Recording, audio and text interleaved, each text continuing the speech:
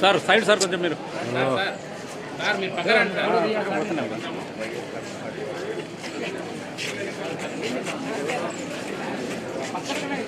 సర్వచిత్తము నీదేనయ్యా స్వరూపమీచు కుమ్మరివి సారే పైనున్న మంటినయ్యా సరి అయిన పాత్ర చేయుమయ్యా సర్వేశ్వర 49 భజన చేయొచ్చు నేర్పినావు భజన చేయుచు భక్త పాలక ప్రస్తుతించు నీ నామము నర్పించినావు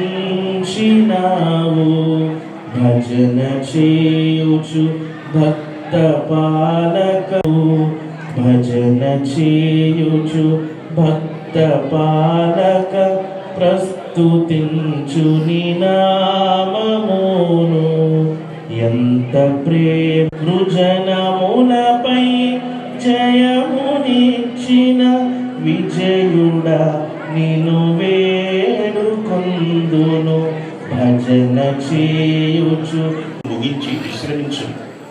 కాబట్టి అవిధేయత వలన వారు పడిపోయినట్లుగా మనలో ఎవడనూ పడిపోకుండా ఆ విశ్రాంతిలో ప్రవేశించుటకు జాగ్రత్త పడదుము. చిన్న ప్రార్థన చేద్దాం. ఈ వాక్యము ద్వారా ప్రభువు మనల్ని దర్శించినట్లుగా. సర్వశక్తి మిక్కిలి కృప కనికరములు కలిగిన మా ప్రభువా, నీకు స్తుతులు స్తోత్రములు చెల్లిస్తూ ఉన్నాను. నీ మహాదయా సంకల్పమును బట్టి ఈ ఉదయకాల సమయంలో నీ సన్నిధానంలో ఘన కీర్తి శేషులు పడిన జ్ఞాపకం మరువరాని మరపురాని జ్ఞాపకముగా నిలబెట్టినందుకు నిన్ను స్తుతిస్తున్నాను దేవా. రక్షించబడతారో వారు ఆత్మీయ విశ్రాంతి యొక్క తొలి రుచిని చూస్తారు. ఆయన ఎన్నో సత్కార్యములు చేశారు. డాక్టర్ వైఎస్ఆర్ గారి జీవితంలో ఈ భూమి మీద విశ్రాంతి మొదలై దైవ సన్నిధిలో ఎప్పటికీ కూడా లోపము లేని విశ్రాంతి పొందుతున్నారు. ఆయన నడవడికలు, ఆయన యొక్క గుణశీలము. కాబట్టి మీ ధైర్యమును విడిచిపెట్టకుడి, దానికి ప్రతిఫలముగా గొప్ప బహుమానము కలుగును. మీరు దేవుని చిత్తము నెరవేర్చిన వారై వాగ్దానము పొందు నిమిత్తము మీకు ఓరిమి అవసరమై ఉన్నది. ధైర్యమును విడిచిపెట్టకుండా మనకు ఖచ్చితంగా ఉండాలి. అంటే ఖచ్చితంగా బహుమానం దొరుకుతుంది. 1949లో భూమి మీదకి ఆయన వచ్చిన నాటి నుండి 2009 మీ పిలుపు అందుకుని వెళ్ళిన తర్వాత కూడా నాటికి నేటికి ఏ నాటికి కూడాను ప్రభువా, ప్రియులు డాక్టర్ వైఎస్ రాజశేఖర గారి యొక్క అన్నదమ్ములను అక్క చెల్లెలు తండ్రి, వారి అందరినీ మీ చేతులకు అప్పగిస్తున్నాను ప్రభు. వారందరినీ పేరు పేరున మీరు ప్రత్యేకంగా జ్ఞాపకం చేసుకుని దీవించి తండ్రి, వారి కుటుంబం మాత్రమే కాకుండా ఆ కుటుంబాన్ని ఆజన్మాంతం ప్రేమిస్తూ అభిమానాన్ని ఇంకనూ చూపటానికి ఇక్కడికి చేరి వచ్చినటువంటి ప్రభా నాయకులు ఉన్నారు, అధికారులు ఉన్నారు, కార్యకర్తలు ఉన్నారు, అభిమానులు ఉన్నారు. గ్రామ గ్రామాన పల్లె పల్లెలు పట్టేటట్లుగా తండ్రి ఎప్పటికీ కూడా తండ్రి ప్రభా నాయన స్థలమందు చేయబడు ప్రార్థన మీద మీ కనుదృష్టి ఉందని నేను విశ్వసిస్తున్నాను. మీ కనికరము తోడుగా ఉంచు. వాత్సల్య సంపూర్ణుడా ఈ ప్రియబిడ్డలను బలపరచు. ఈ దినం ప్రపంచవ్యాప్త అన్యోన్య సహవాసం, నిత్య సమాధాన సహాయ సహకారములు ఆయన నడిపింపు కూడిన మనకు మన తోటి సకల పరిశుద్ధులకు ప్రత్యేకంగా కీర్తిశేషులు, సాక్షి శేషులు అనేటువంటి డాక్టర్ వైఎస్ఆర్ గారి కుటుంబీకులు 50 మందికి వారిని అభిమానించే ప్రతి జీవితాలకు సదా తోడే నుండి కాపాడి నడిపించి ఆశీర్వదించునుగాక. ఆమేన్, ఆమేన్, ఆమేన్.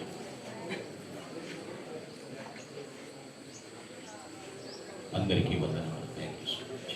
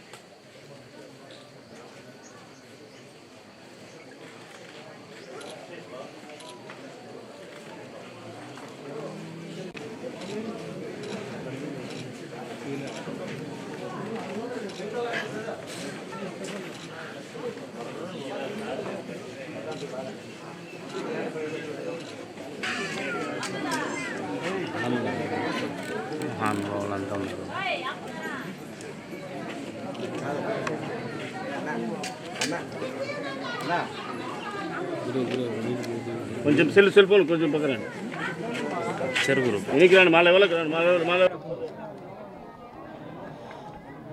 అందరికీ నమస్కారం. ఈరోజు రాజశేఖర్ రెడ్డి గారి 15వ వర్ధంతి. రాజశేఖర్ రెడ్డి గారు మన మధ్య నుంచి వెళ్ళిపోయి అప్పుడే 15 సంవత్సరాలు అయిపోయింది.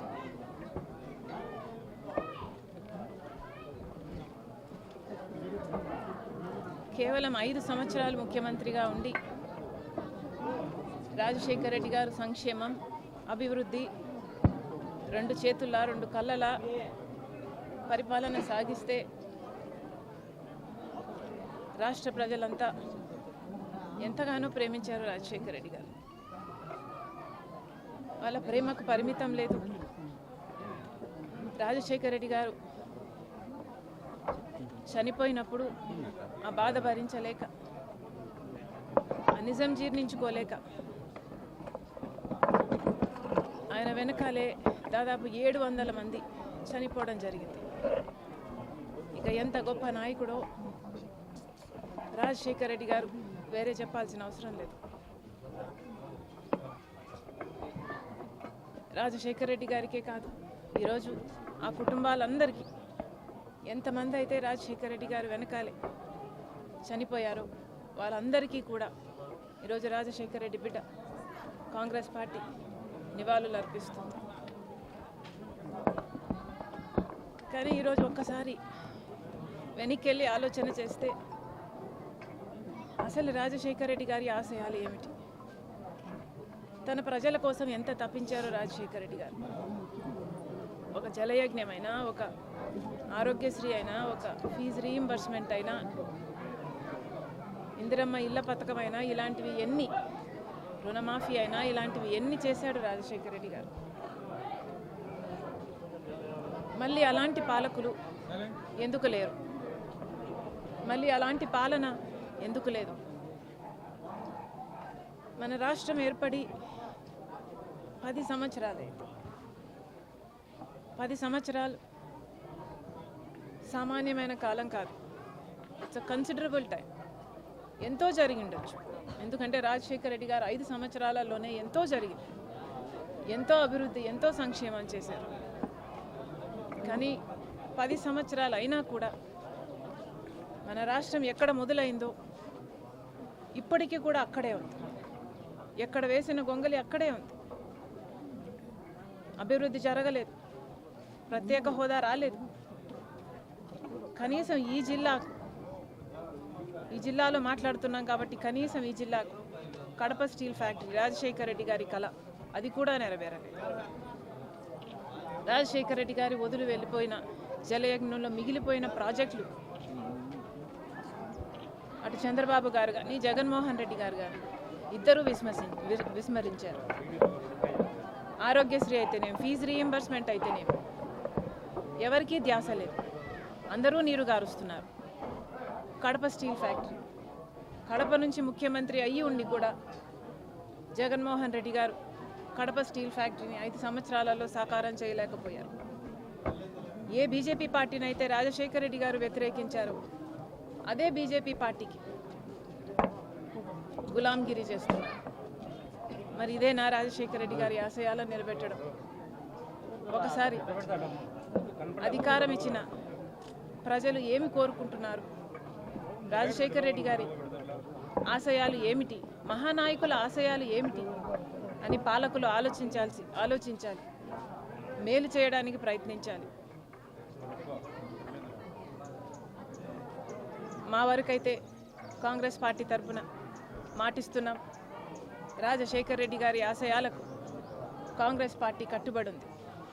రాజశేఖర్ రెడ్డి గారి ప్రతి కళను నెరవేర్చే దిశగానే రాజశేఖర్ రెడ్డి గారి బిడ్డ అయినా కాంగ్రెస్ పార్టీ అయినా పనిచేస్తుందని రాజశేఖర్ రెడ్డి గారి అభిమానులందరికీ మరొకసారి మాటిస్తున్నాం. వరదలు వచ్చి చాలా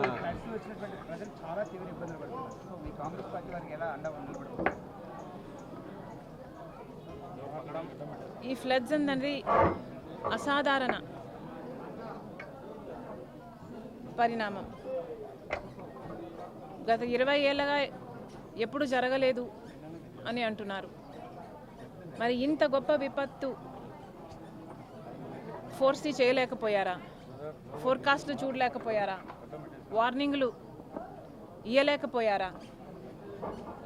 ఇంత విపత్తు జరిగింది, మొత్తం అంతా